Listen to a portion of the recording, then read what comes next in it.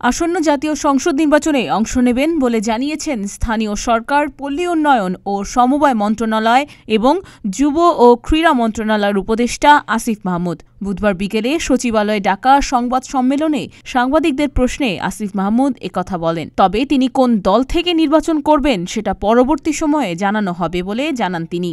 এদিকে অন্তর্বর্তী সরকারের উপদেষ্টার পদ থেকে কবে পদত্যাগ করছেন সেটিও তিনি পরিষ্কার করেননি। নির্বাচন করব ঘোষণা দিয়েছি, নির্বাচন কোথা থেকে করবো এখনো ঘোষণা দিইনি। তবে আমরা দুজন ছাত্র উপদেষ্টা না, আরও যারা সরকারি বিভিন্নভাবে জড়িত আছেন, আরও কেউ নির্বাচন করবেন এমন কথাও আছে। তো সবাই অবশ্যই, এটা এমন কোনো আইন নাই বা এরকম কোনো বিধিনিষেধ নাই যে আসলে নির্বাচনে অন্তর্বর্তীকালীন সরকারের উপদেষ্টা বা কেউ নির্বাচনে অংশগ্রহণ করতে পারবে না। তবে আমরা মনে করি এটা স্বার্থের সংঘাত ঘটায় এই পদে থেকে নির্বাচন করা। এই নীতিগত জায়গা থেকে আমরা মনে করি যে বা যারাই নির্বাচন অংশগ্রহণ করবে তাদেরকে অবশ্যই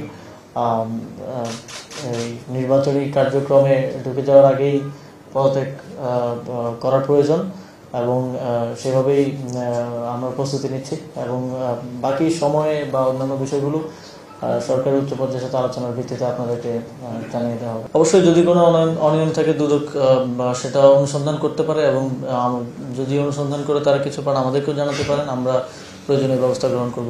আমি মনে করছি যে এখন রাজনৈতিক বিষয়ে কোনো বক্তব্য দেওয়াটা উচিত হবে না। আমি যথাসময়ে আপনাদেরকে জানাবো, আপনারা খুব দ্রুতই জানতে পারবেন।